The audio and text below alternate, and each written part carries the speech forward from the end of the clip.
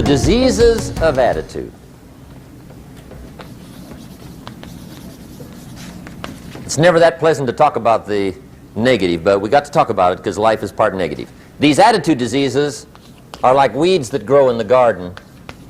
It's a normal part of life. Here's a good phrase to note. Negative is normal. It's not successful, but it's normal. It's part of life. And here's the next key, in my opinion. You must learn to handle the negative. Don't ignore it. Handle it. Now, I know some people teach the other way. And listen to them, and listen to me, and then make up your own mind. Right? Don't be a follower. Be a student.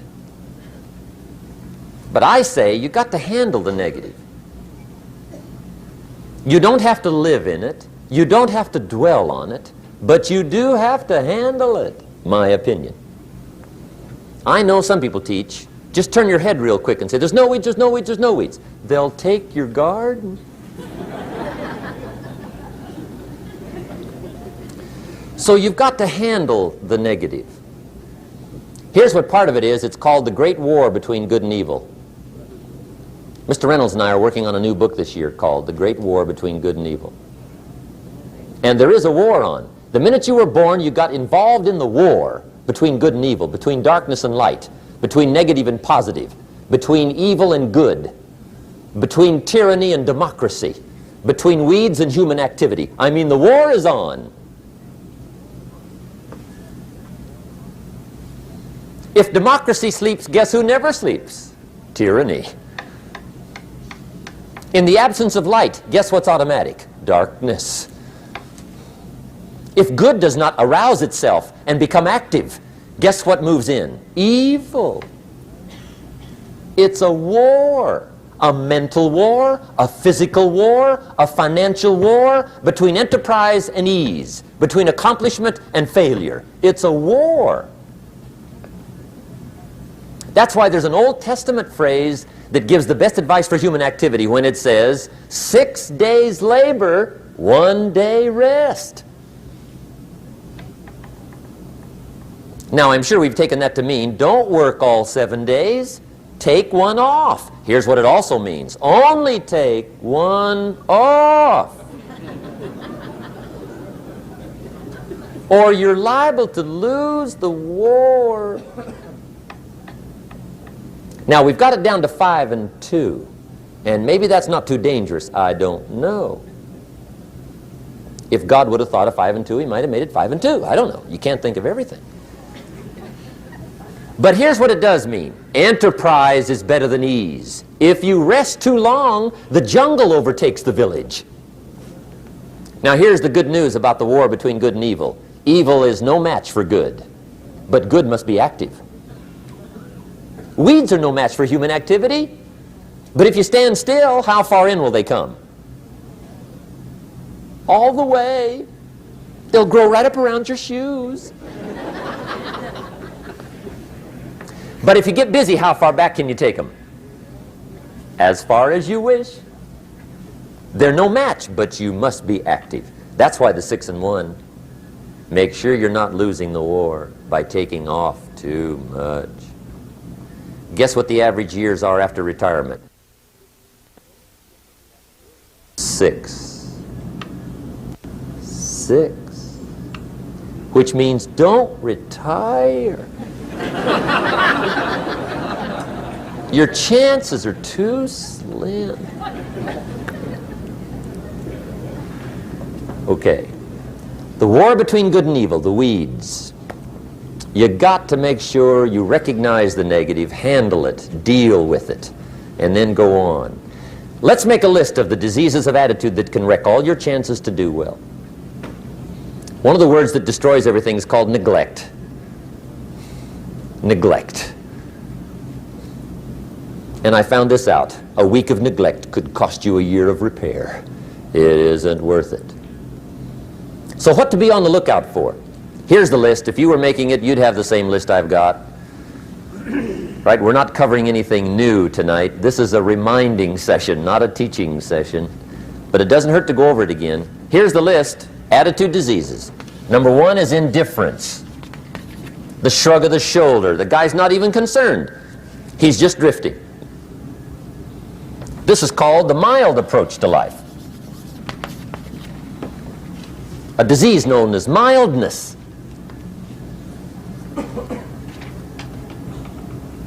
The guy says, well, I can't see getting all that worked up. Well, to be any kind of winner, you got to get worked up. There's one problem with drift. You cannot drift to the top of the mountain. And the good Lord said in the closing chapters of the Bible, here's the best way to live, one way or the other. That's best. Hot or what's next best? Cold is next best to hot. Not the half-baked middle, lukewarm, not too hot, not too cold. What a sad way to live. I think what it means is pick a direction and go with everything you got. Just pick one and go. Somebody says, yeah, but what if it's the wrong direction? You'll find out quicker. It won't take you 25 years to wake up and say, oh no, I've been walking the wrong road. I told my staff the other day, next best to prosperity is adversity. If one doesn't get you, pray for the other. We all do better from one of two reasons, inspiration or desperation. And I don't wish anything bad on you tonight, but if you're not inspired, I hope a wagon comes down your rut. Whatever it takes to get you to try harder, read more, set your goals, and go for it. Somebody asked me one time, what quality would I pick if I wanted to work with somebody? And you know what I picked first? Number one, strong feeling. Please, number one, give me somebody that feels strong. About most anything, I don't even care. Just so they believe it. Even if they disagree with me. Wonderful. Just so they disagree vigorously. I'm not saying it's easy to win those kind of people to your point of view, but I'd rather do that than to try to resurrect people from the dead. Pump them up every month, pump them up, pump them up. I pass. The good Lord needs a leader for the early Christians. Remember the early days of the Christians? Not like today. If you were to stand up in the early days and say, I'm a Christian, cut off your head, toss you and your wife in jail, let you rot. I mean, those were ugly days. Being a Christian back then was not called socially acceptable. They didn't have 125,000 in the Los Angeles Coliseum to hear Billy Graham on a Sunday afternoon. Not back in those days. Back in those days when the Christians got in the Coliseum, it was a different story, right? I mean, the word was, stay out of the Coliseum, especially on Sunday. Last Sunday was Lions 33, Christians nothing. See, those were mean, tough struggle days for the Christians. Now, when the days are mean and tough and struggling, you got to have some kind of leader. Do you know who the good Lord picked for the leader when the days were mean and ugly? Saul. From Tarsus. That's who he picked, Saul. I'll tell you what, I would have picked him. You would have picked him. Anybody would have picked Saul. Saul was one of those incredible guys. Once he got into something, look out. Everybody in the community knew what Saul was in. Because whatever he joined, he'd flip all the switches, open up all the dials, turn on all the faucets, and go like mad. He was known as All-Out Saul. I mean, he was something else. Now, at first, it wasn't working out well. Saul hated Christians, which makes a poor leader, right? I mean, that won't work. Saul got this bug somewhere about the Christians. He got to hating Christians. And he hated them so bad, every time somebody would say Christian, he'd fly into a rage. And I guess he decided one day, it was his mission in life to get rid of all the Christians. He was Saul anyhow, could do most anything he wanted to. So he got him these letters of authority to go around to the various communities and hunt down the Christians. They said, do whatever you want to with them, Saul. They're unpopular anyhow. Drag them in the streets, whip them, stone them, torture them, kill them. You mention the name Saul from Tarsus to the early Christians. I'll tell you what they would do. They would run, hide, lock the doors, leave town, dive underground. I've been in the catacombs of Rome, where they hid. He was mean. I mean, terribly mean. But remember the story? One day Saul's making it for Damascus. Heard about some new Christians, flies into a rage, takes off for Damascus. And the story said he was angry. There's a little sentence in the story that says, on his way to Damascus, he was breathing out threatenings and slaughter, which meant he felt rather strong about the idea, right? That's strong. That's strong. But on this journey, right, according to the story, as Saul was making his way to Damascus, the good Lord looks down out of heaven and says, there's my man, Saul. He's got to be something else. And according to the story, this great light shines out of heaven, knocks him flat, right off his horse, grinds his face in the dirt, and blinds him for 3 days. The good Lord using recruiting tools we can't use, but when you're Lord, right? To make a long story short, Saul from Tarsus becomes converted to Christianity. He becomes Paul, the great leader, the apostle. And without a doubt, the good Lord got him a dandy. One he didn't have to pump up every month. In one of his later writings, he said, the things I once hated, I now love. The things I once loved, I now hate. See, that's strong. Here's the key to the good life. Learn to put everything you've got into everything you do. Whatever you are doing, pour it on. It will quickly open up into opportunity or quickly disclose to you that you ought to be doing something else. The delusion is, if I had a better job, I'd really pour it on. See, that's delusion. Wherever you are, pour it on. Don't give somebody half a job for a day's pay. Pour it on. See, that'll help change your life. Get rid of this disease.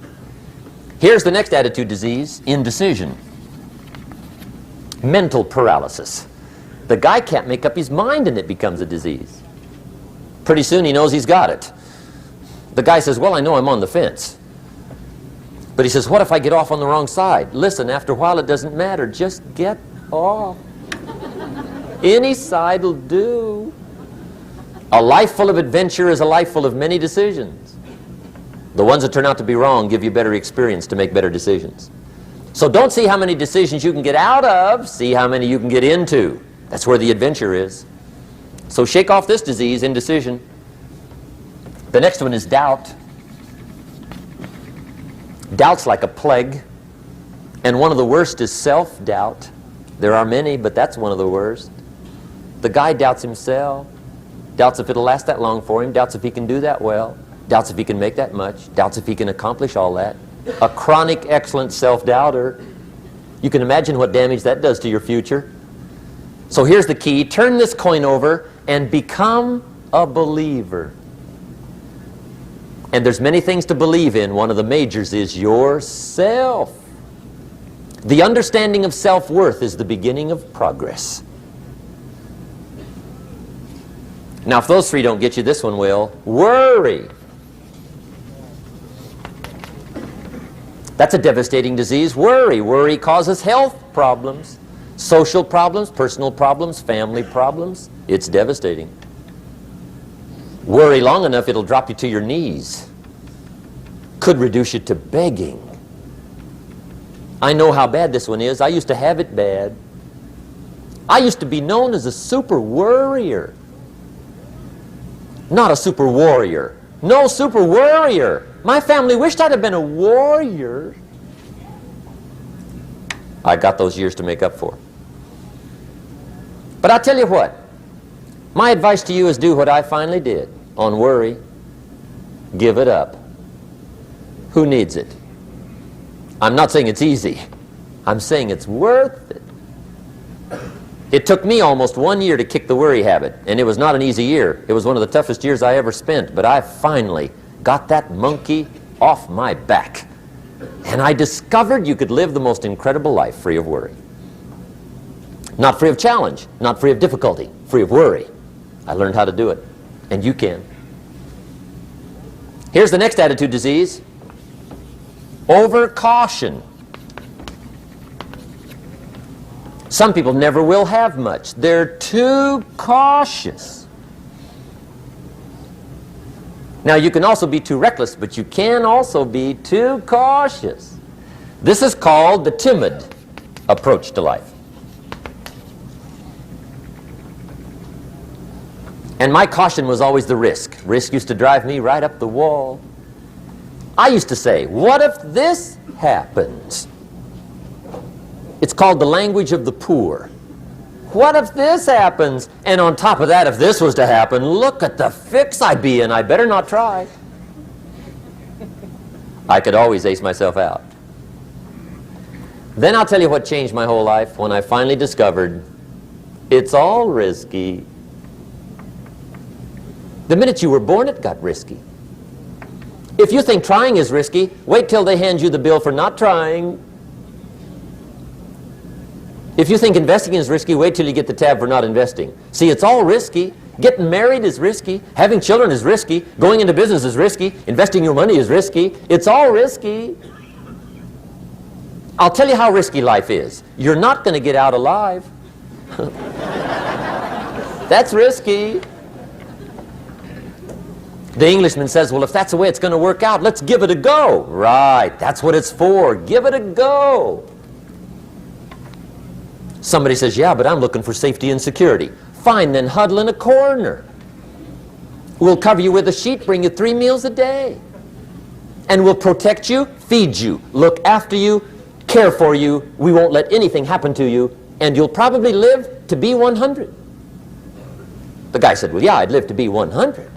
But what a way to live. Right. What a way to live, safe and secure. Don't ask for security. Ask for adventure. Better to live 30 years full of adventure than 100 years safe in the corner.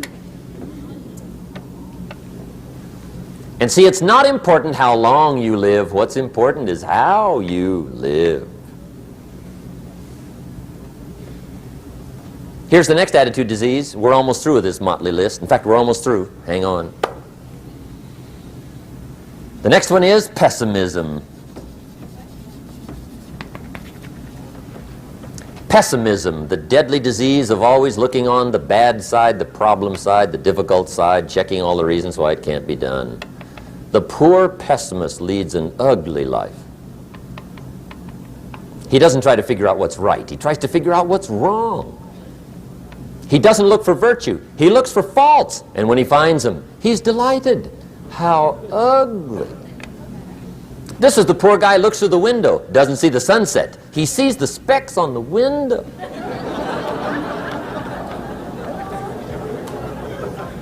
And this is the poor guy, right, who rushes up, takes such leave of his senses. This guy rushes up and he says, I've got 5 good reasons why it won't work. He's so dumb he doesn't know all he needs 1. He's got 5.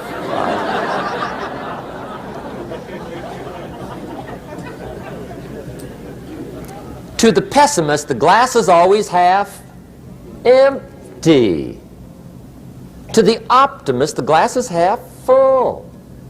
Why would the same measure affect people 2 different ways? Answer, it all depends on how you look at it. Our lives are mostly affected by the way we think things are, not the way they are. The way we think they are affects us most. There's a subject we don't have time to get into tonight called better thinking habits.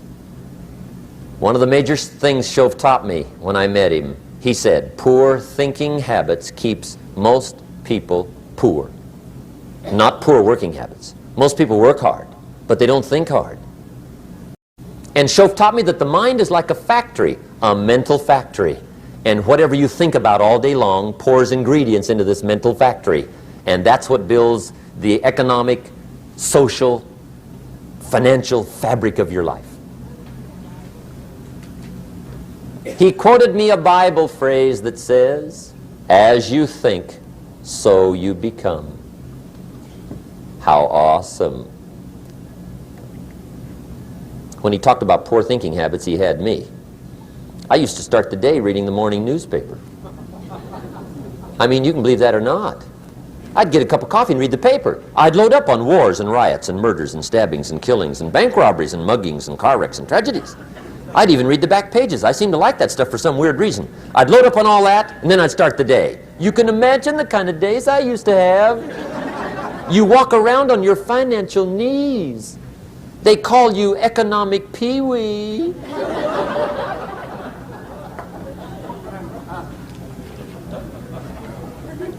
The guy says, I want to be a great leader.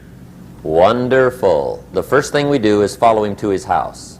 When we get there, we walk in and check his library, number one. Somebody says, well, why check his library? The reason is because what a man reads pours massive ingredients into his mental factory, and the fabric of his life is built from those ingredients. You would not believe what some people have got in their house to read. You would not believe. One of the best dressed up words I know for a lot of it is trash. Can you imagine dumping a barrel of trash into this mental factory every day and coming out with a rich, dynamic, positive life? It can't be done. You might as well try making a cake with cement. The kids back in Danbury, Connecticut, high school, they're asking me questions one day. I'm talking to the kids. Kids got good questions these days. One of them said to me, Mr. Rohn, how do you build the good life? I said, it's simple. It's not easy, but it's simple. Here's how you build anything. Select the right ingredients, keep out the wrong ingredients, and it starts with thought. Everything starts with thought. So you must be wise and careful what you think about, because that starts everything. You got to be wise and careful. I asked the kids, what would happen if somebody dropped sugar in my coffee? They said, well, you'd be okay. I said, what if somebody dropped strychnine in my coffee? They said, well, you'd be dead. I said, correct. Lesson one. Life is both sugar and strychnine. You gotta be careful. I said, what if my worst enemy drops in the sugar? They said, will you be okay? I said, what if my best friend, even by accident, drops in the strychnine? They said, well, you'd be dead. I said, correct. Lesson two. Watch your coffee.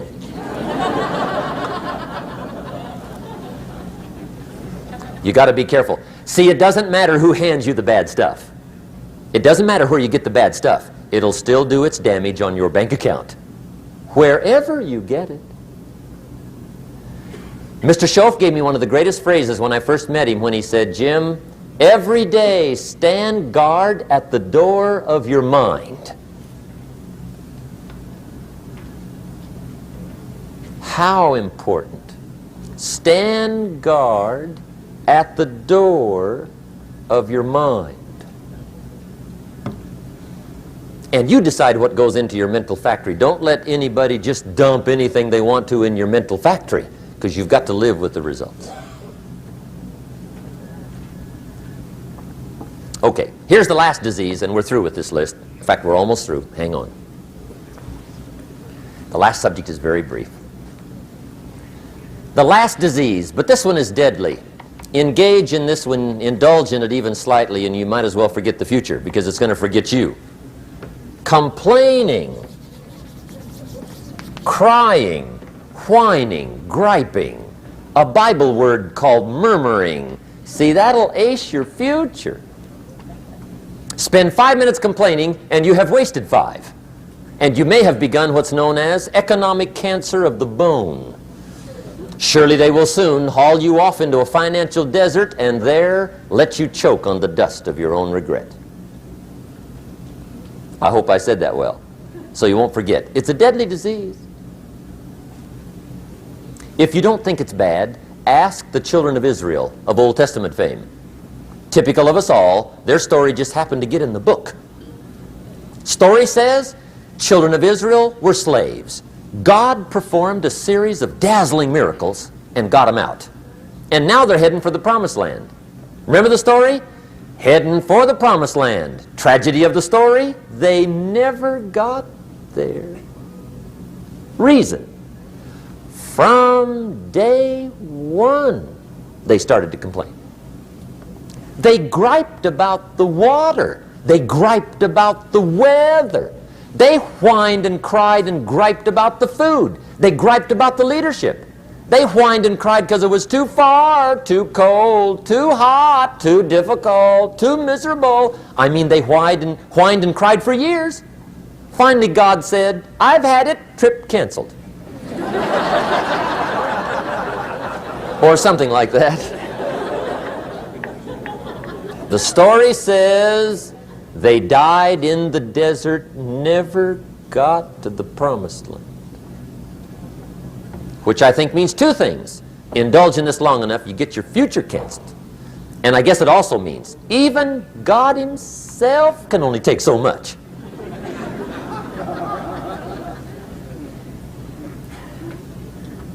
Okay. Just be on the lookout of the things that can destroy all the good you start. The war is on. And this evening, tomorrow, mentally, personally, socially, economically, you got to make sure you're winning the war. And this is part of it.